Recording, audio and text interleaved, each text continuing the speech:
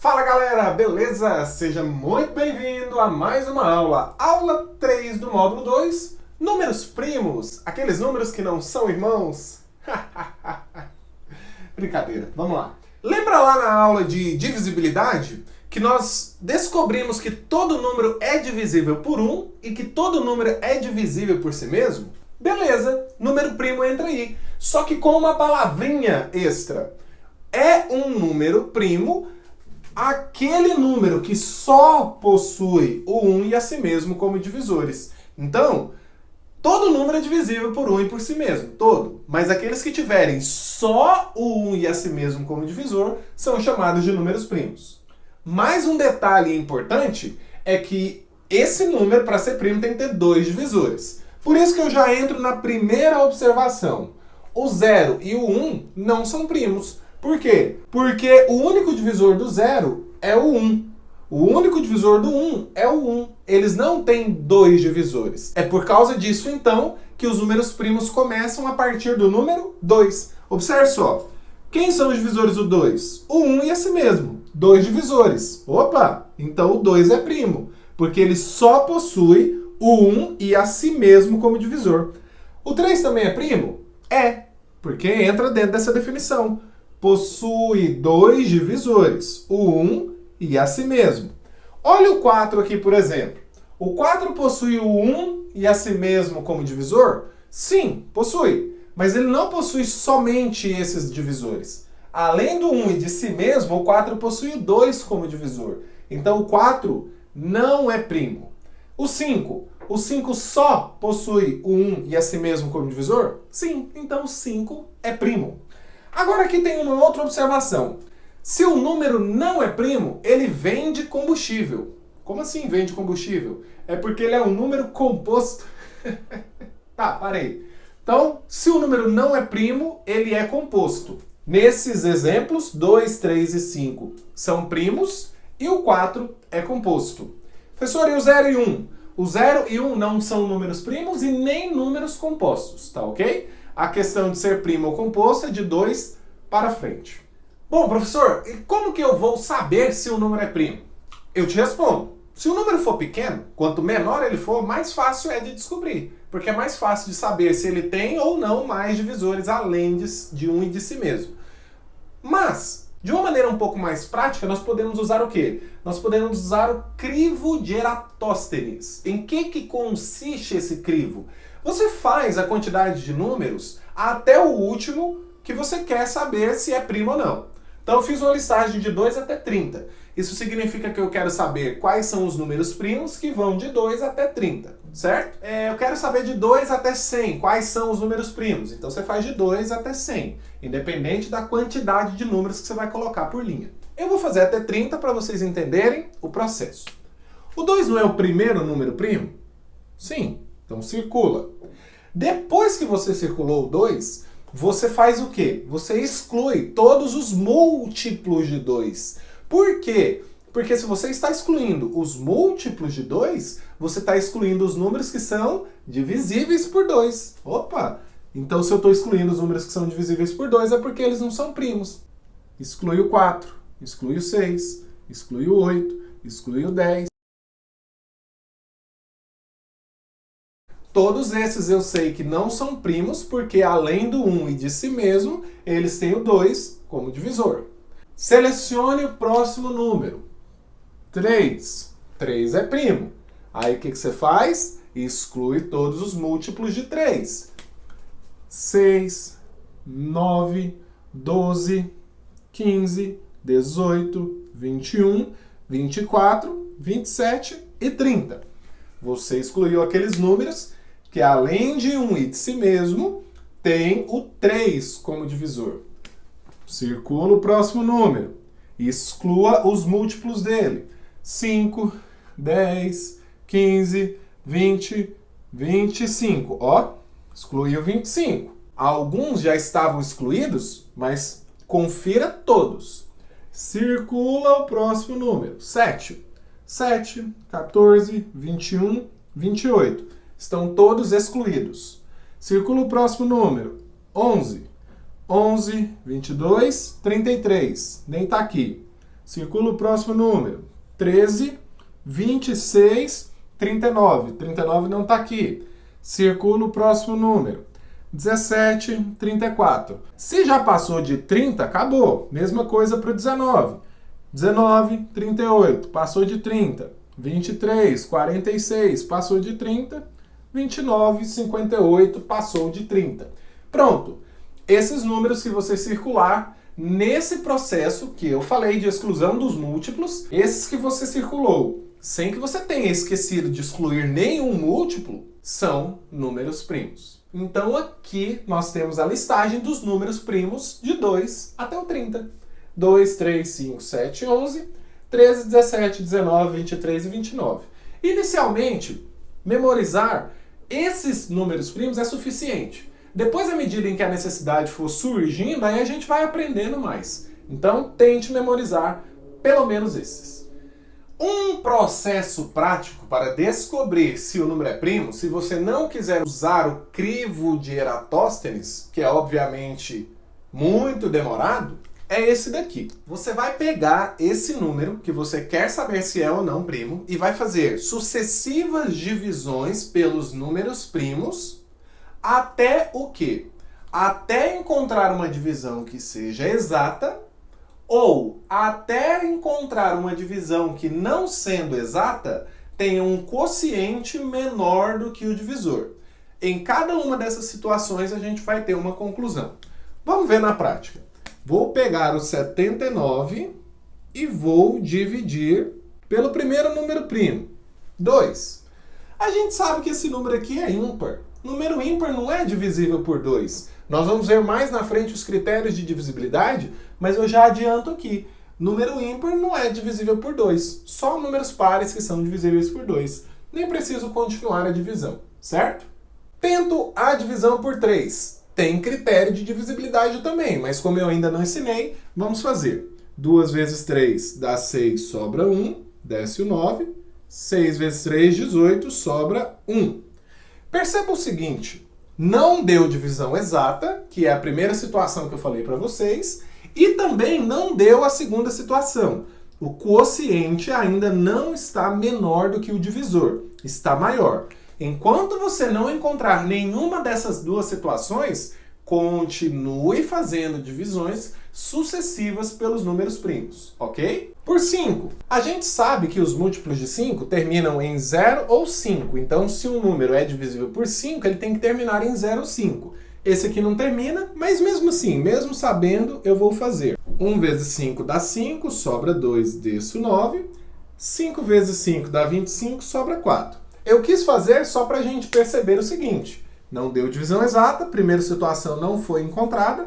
A segunda situação, o quociente ainda está maior do que o divisor. Você vai ter conclusão só quando der divisão exata ou quando o quociente for menor do que o divisor. Prossigamos. Por 7, não encontrei divisão exata, não encontrei quociente menor do que o divisor. Mas está chegando. Vamos mais uma. Próximo número primo é o 11. 7 vezes 11 dá 77, sobram 2. Agora sim, não encontramos a situação de dar divisão exata, mas encontramos a situação de encontrar um quociente menor do que o divisor. Essa situação de encontrar o quociente menor do que o divisor, sem ter dado nenhuma divisão exata no meio do processo, te garante que o 79 é primo. Beleza, galera? Então grava aí. Primeira situação quando o número é primo. Quando você encontra um quociente menor do que o divisor, sendo esse divisor consecutivos números primos e não deu nenhuma divisão exata no meio do processo. Vamos agora ver a segunda situação. Para acelerar o processo, eu já sei que o 91 não é divisível por 2, nem por 3 e nem por 5. Eu vou começar a divisão do 91 por 7, porque eu já sei que ele não é divisível por 2, nem por 3, nem por 5. Isso vocês vão aprender nos critérios de divisibilidade. Uma vez 7 dá 7, sobram 2, desço 1. 3 vezes 7, 21, sobra 0. O que aconteceu aqui? Deu divisão exata, não deu? Isso significa que, além do 1 e do 91 que dividem o 91, eu encontrei outros dois divisores. Eu encontrei o 7 e, consequentemente, eu encontrei o 13.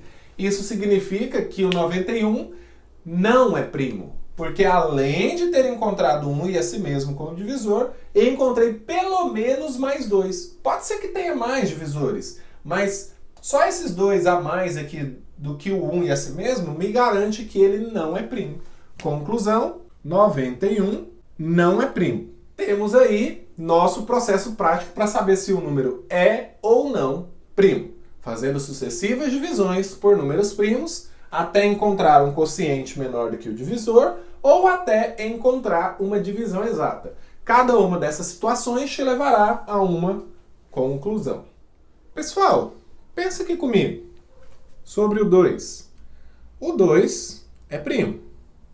Lembra que eu falei lá no crivo de Eratóstenes que 4, 6, 8, 10, 12 e assim por diante, a gente poderia excluir todos os outros números múltiplos de 2, além do 1 e de si mesmo, vão ter pelo menos o 2 como divisor.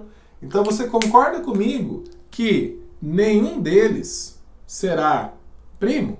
Isso nos leva à conclusão de que o número 2 é o quê? É o único número primo par.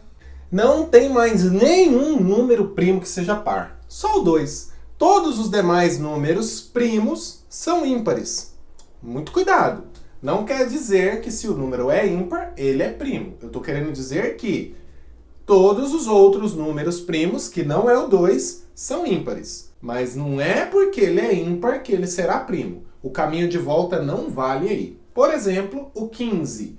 O 15 é ímpar, mas não é primo. Tudo bem? Agora, o 17 é primo, consequentemente, ele é ímpar. Fechou? Pessoal, responda uma coisa aqui para mim. Quanto que dá 2 ao quadrado? 4.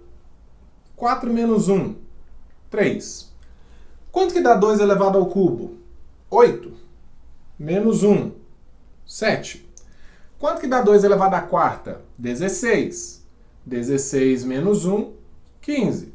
Quanto que dá 2 elevado à quinta? 32. 32 menos 1, 31. O que eu quero explicar com isso? Eu quero explicar para vocês os números primos que nós dizemos que podem ser escritos na forma de Mersenne, que é exatamente uma fórmula específica para calcular números primos. Qual que é essa fórmula? É uma potência de base 2 menos 1.